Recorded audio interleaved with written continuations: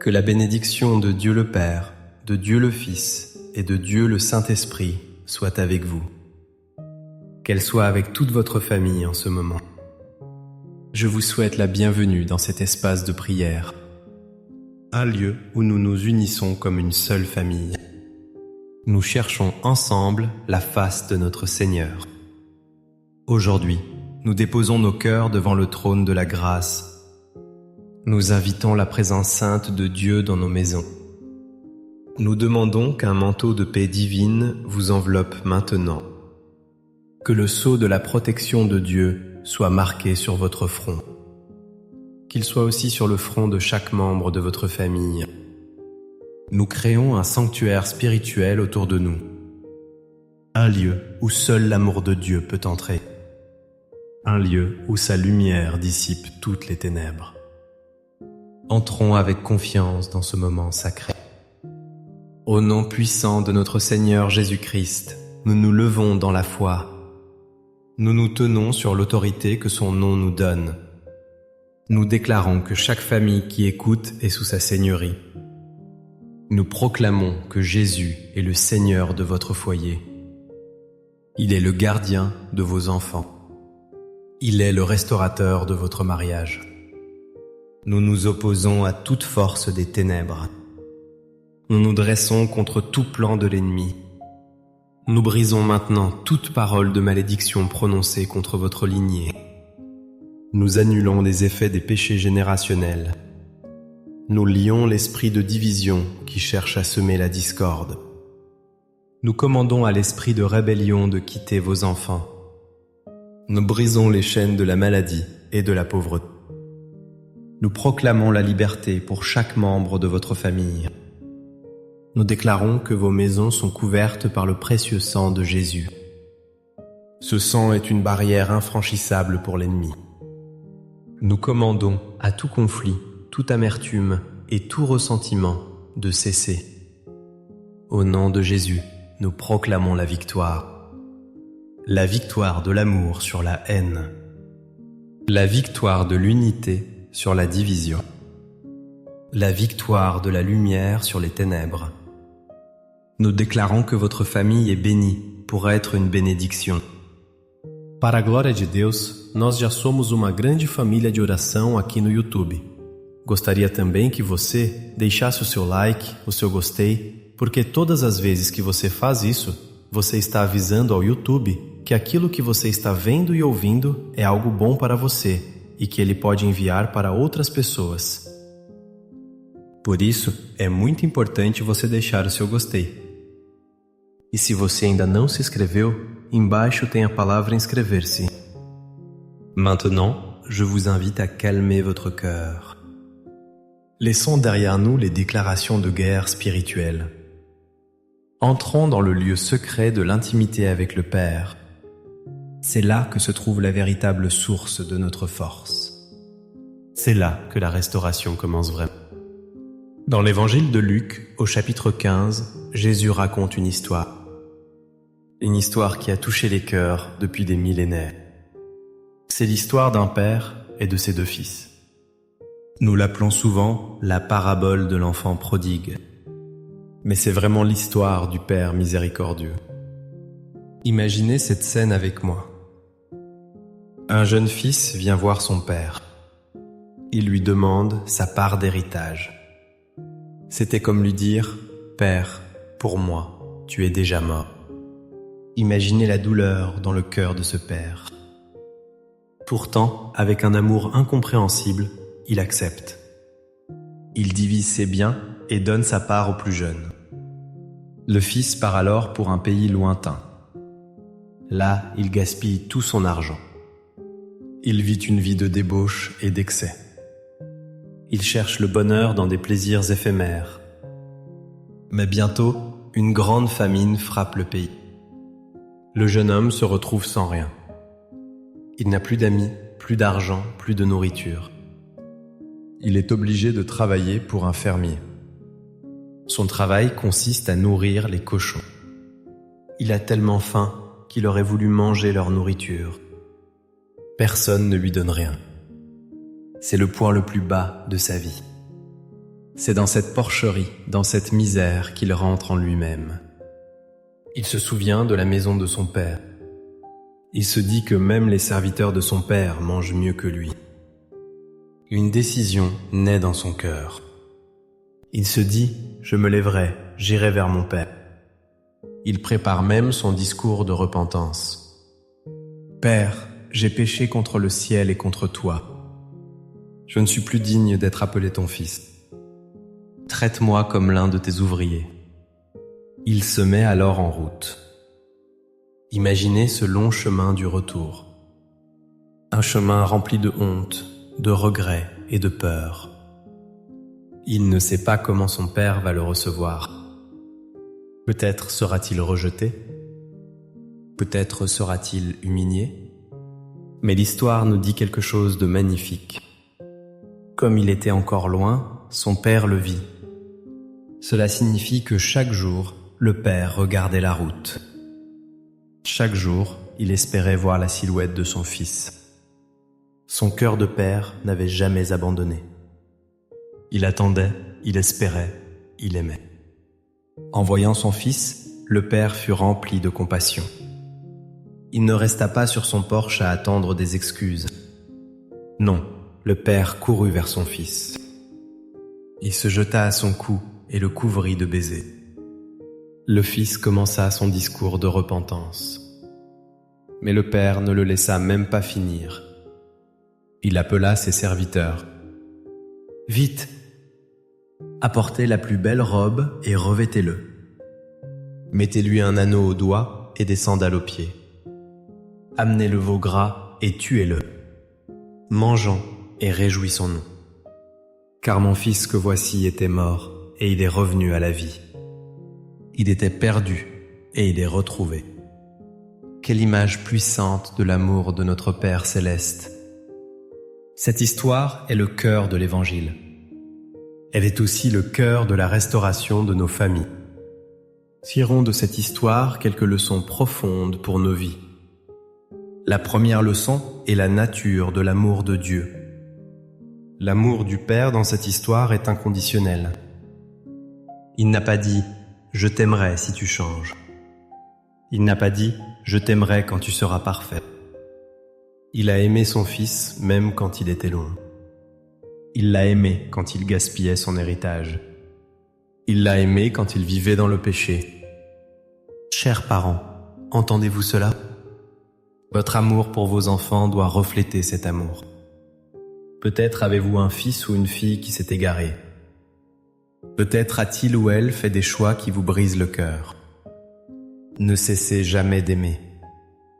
Ne cessez jamais d'attendre. Votre amour est un phare qui peut les guider vers la maison. L'amour de Dieu pour nous ne dépend pas de nos performances. Il nous aime parce qu'il est amour. C'est sa nature même. Cette vérité doit être le fondement de nos familles. La deuxième leçon est qu'il y a toujours un chemin de retour. Le fils prodigue a touché le fond. Il était dans la saleté, la faim et la solitude. Mais même du point le plus bas, il y avait un chemin vers la maison. Il n'y a pas d'erreur si grande que la grâce de Dieu ne puisse couvrir. Il n'y a pas de distance si lointaine que son amour ne puisse atteindre. Peut-être vous sentez-vous comme ce fils aujourd'hui. Vous vous êtes éloigné de Dieu, de votre famille. La honte et la culpabilité vous pèsent. Sachez que le Père vous attend. Il regarde la route. Il espère votre retour. Il suffit d'une décision, d'un pas dans la bonne direction. Le chemin du retour commence par la repentance. C'est reconnaître notre erreur et désirer changer. Pour les familles brisées, la restauration est possible.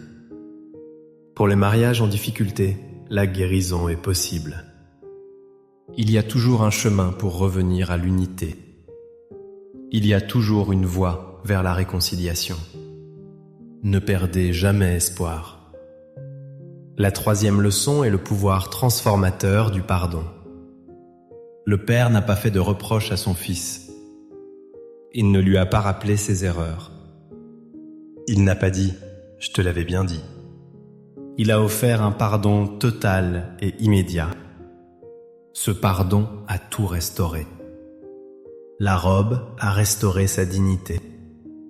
L'anneau a restauré son autorité de fils. Les sandales ont restauré son statut d'homme libre. La fête a restauré sa place dans la communauté. Le pardon est la clé qui ouvre la porte de la restauration familiale. Refuser de pardonner, c'est garder la famille en prison. Le ressentiment est un poison qui détruit les relations. Je vous pose cette question aujourd'hui.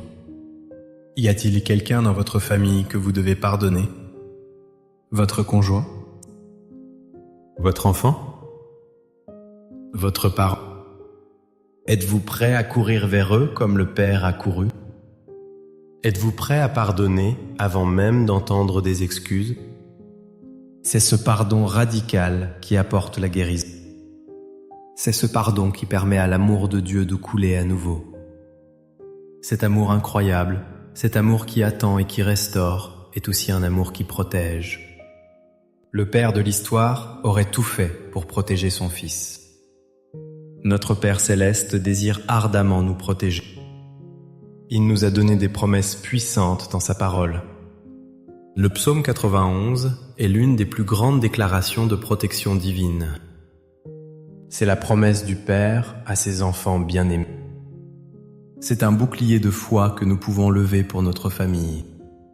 Le psaume 23 nous rappelle qu'il est notre berger. Il nous guide, nous nourrit et nous protège du danger. Il prend soin de chaque besoin de notre famille. Je vous invite maintenant à fermer les yeux si vous le pouvez. Préparez votre cœur à recevoir ces paroles. Ne les écoutez pas seulement avec vos oreilles. Recevez-les comme une onction sur votre vie et votre maison. Déclarez par la foi que ces promesses sont pour vous. Elles sont pour votre conjoint. Elles sont pour vos enfants jusqu'à la dernière génération. Celui qui demeure sous l'abri du Très-Haut repose à l'ombre du Tout-Puissant. Je dis à l'Éternel, mon refuge et ma forteresse, mon Dieu en qui je me confie. Car c'est lui qui te délivre du filet de l'oiseleur, de la peste et de ses ravages. Il te couvrira de ses plumes, et tu trouveras un refuge sous ses ailes.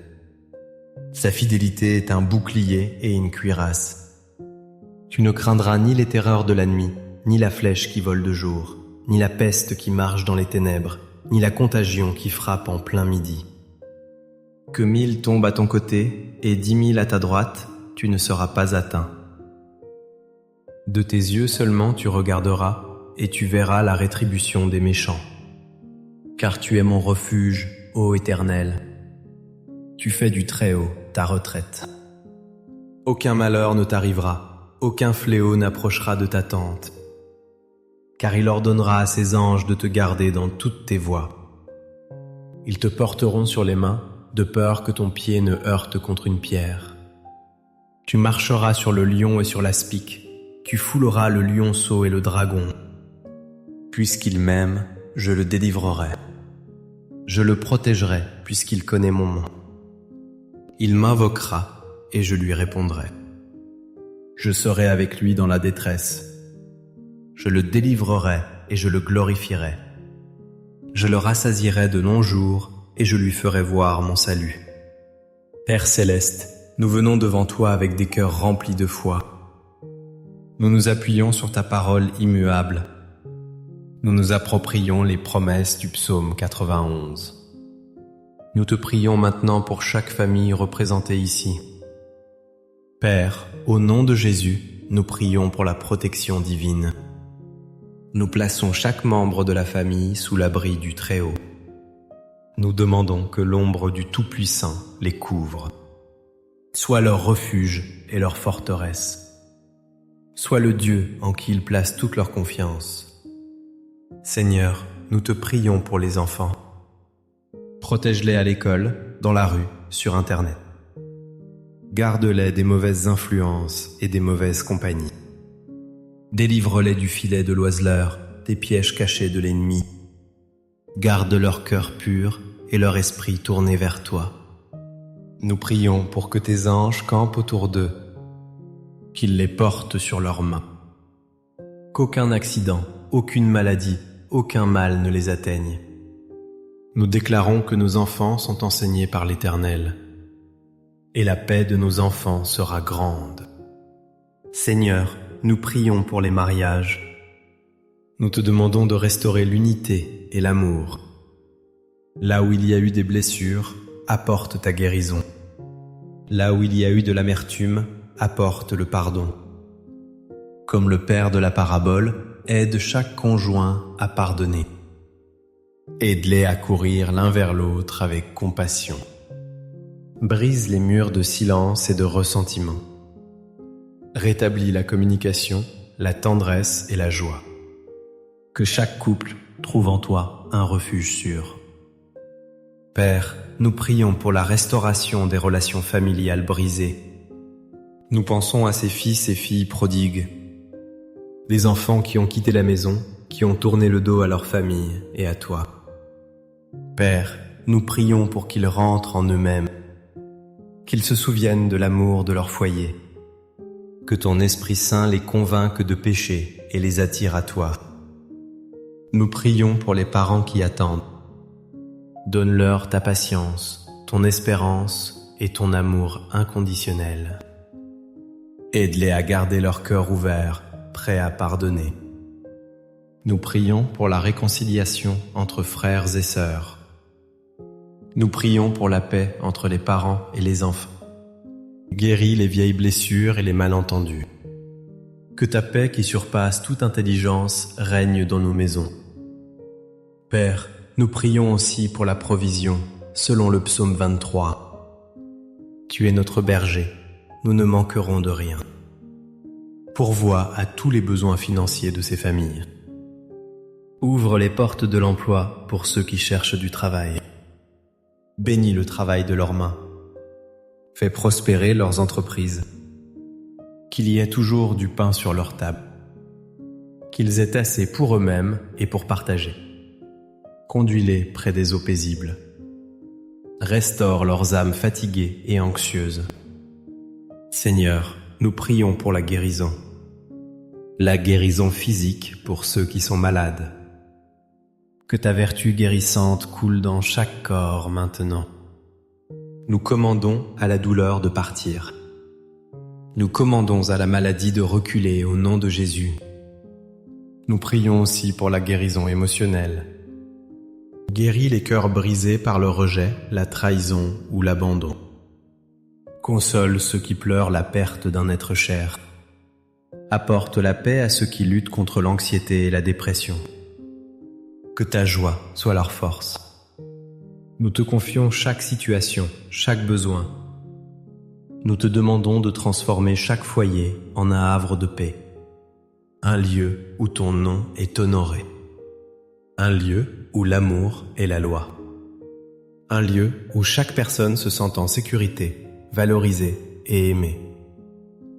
Je vous invite maintenant à interagir avec cette prière. Écrivez dans les commentaires le nom de votre famille. Écrivez une demande de prière spécifique. Faisons de cet espace un mur de prière, un lieu où nous nous soutenons les uns les autres dans la foi. Maintenant, recevez cette bénédiction finale. Que le Dieu de toute espérance vous remplisse de toute joie et de toute paix dans la foi. Qu'il vous fasse abonder en espérance par la puissance du Saint-Esprit. Que le Père qui vous a attendu vous embrasse chaque jour. Que le Fils qui a payé le prix vous couvre de sa grâce. Que le Saint-Esprit qui guérit vous restaure complètement. Que votre famille soit un témoignage vivant de sa bonté. Que sa protection soit votre réalité quotidienne. Que son amour soit le fondement sur lequel vous construisez. Que sa paix garde vos cœurs et vos pensées en Jésus-Christ.